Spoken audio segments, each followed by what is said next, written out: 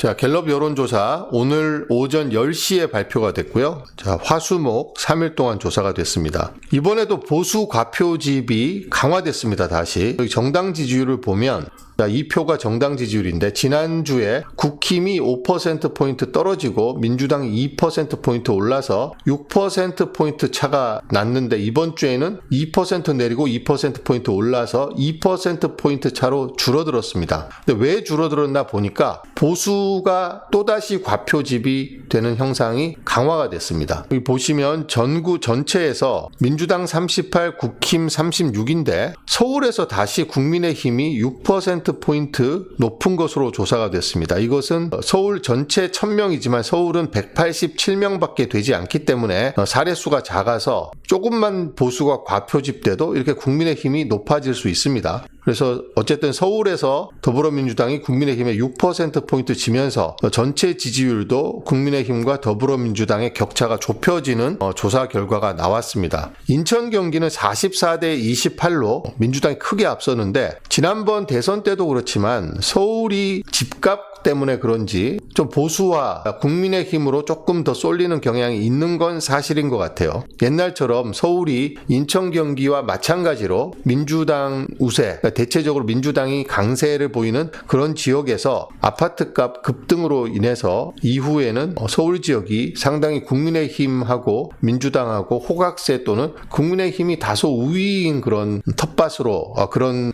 지역으로 변하지 않았나 이렇게 생각을 해봅니다. 자, 연령대별로 보면요. 20대, 30대에서는 민주당이 크게 앞서진 않고 20대에서 5%포인트, 30대에서는 8%포인트인데 40대, 50대에서는 압도적으로 앞서고 있죠. 근데 70대 이상에서 66%가 국민의힘을 지지하기 때문에 결국은 국민의힘의 지지율의 상당수는 60, 70대에서도 오고 그중에서도 70대 이상의 국민의힘 지지가 가장 큰 비중을 차지하고 있다는 걸 알 수 있습니다. 여기 성향별로 보면 지난번 조사에서 314명으로 줄었던 보수가 다시 340명으로 늘었습니다. 자, 국회에서 탄핵 소추 직후에 267이던 보수가 1월달 들어서 331, 337로 늘다가 1월 24일 설 연휴를 앞두고 보수가 결집을 하고 정광훈이나 신천지 이런 세력들이 아마 여론조사에 적극적으로 응하라는 그런 조직적인 움직임이 있었을 겁니다. 그러면서 보수가 이렇게 갑자기 이만큼 높아질 리가 없죠. 362명으로 급증했다가 지난번 조사에서는 보수가 좀 줄었습니다. 314명으로 줄었다가 지난번 조사에서 중도층에서 민주당 지지율이 올라가고 탄핵 찬성 여론과 다음 대선에서 민주당 승리 여론이 급등하니까 이번 조사에서 다시 보수가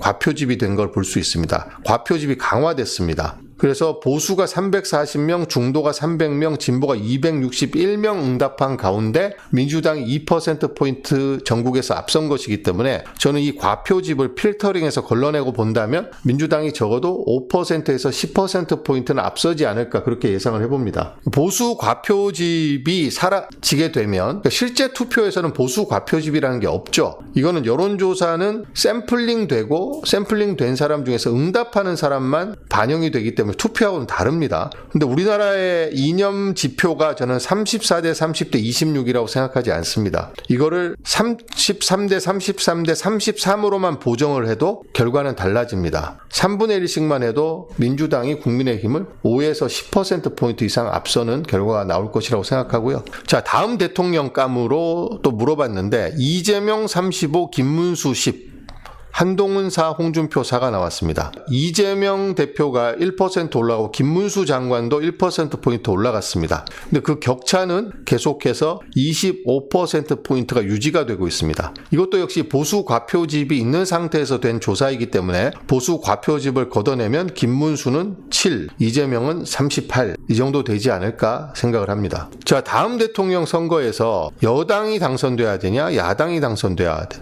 지난주에는 37대 53이었는데 지금 여당 후보가 당선돼야 된다 1%포인트 올라가고 그러니까 김문수, 한동훈, 오세훈 이런 쪽에서 당선돼야 된다가 1%포인트 올라가고 이재명, 김동연 등 야당 후보가 당선돼야 된다는 의견은 2%포인트 빠졌습니다. 왜 빠졌을까요? 보수 과표집이 지난주보다 강화가 됐다. 딱 그만큼 빠지고 있습니다. 지금. 그러니까 보수가 응답자가 지금 340으로 늘었잖아요. 이게 360으로 늘면 더 지금 이 비율 격차가 더 좁혀집니다. 그래서 여론조사를 좀 그런 걸 감안해서 보실 필요가 있다는 점을 말씀드리고요. 이 중에서도 중도를 살펴보시면 중도는 27대 62입니다.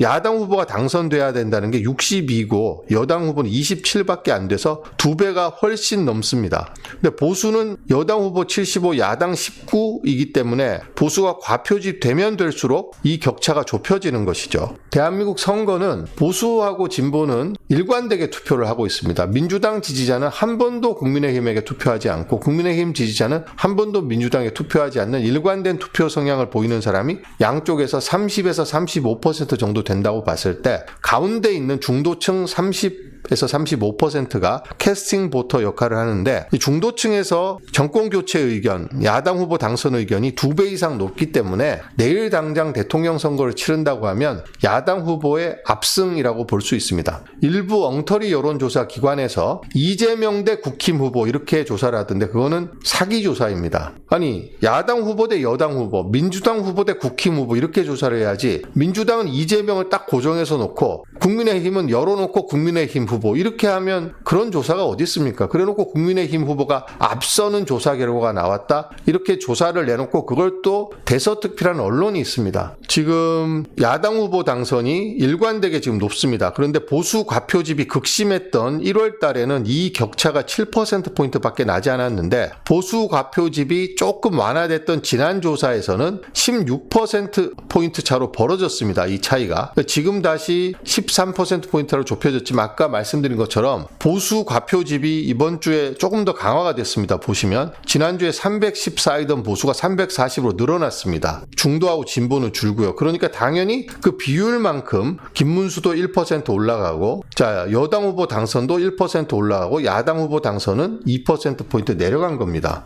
이거는 그렇게 좀 걸러서 보실 필요가 있다는 말씀을 드립니다. 자, 윤석열 탄핵에 대한 의견도 지금 보면 59가 찬성, 반대가 35입니다. 거의 2배 가까이 높죠. 지난주에는 60대 34로 더 높았는데 이번 주에는 1%포인트 줄어들고 1%포인트 늘어서 2배가 조금 안 되는 차이지만 거의 2배입니다. 그리고 중도층을 보면 중도층에서는 탄핵 찬성이 70대 23이기 때문에 압도적으로 중도층의 여론은 윤석열 탄핵 이고 야당 후보 당선입니다. 이런 흐름대로 가면 정권 교체는 확실시 된다고 볼 수 있고요. 정권 교체를 하기 위해서 선결 과제가 뭡니까? 내란을 완전하게 진압한 선결 과제는 윤석열의 파면입니다. 윤석열 파면이 안 되면 대통령 선거도 없고 내란 세력 진압도 불가능합니다. 그래서 지금 민주당과 민주 세력이 집중해야 되는 것은 윤석열 파면 가능성을 어떻게 해서든지 더 높이는 겁니다. 그러기 위해서는 마은혁 재판관의 조속한 임명과 재판 참여가 필요하다고 저는 생각을 합니다. 자, 그 다음은 상속세에 대한 의견인데요. 상속세 보니까 낮춰야 된다는 의견이 더 많아요. 높여야 된다는 의견은 별로 없습니다. 낮춰야 된다는 의견이 50이라서 높여야 된다 현행 유지보다 합친 것보다 더 많고요. 상속세 최고세율도 50에서 40으로 인하하는데 69%가 찬성을 했습니다.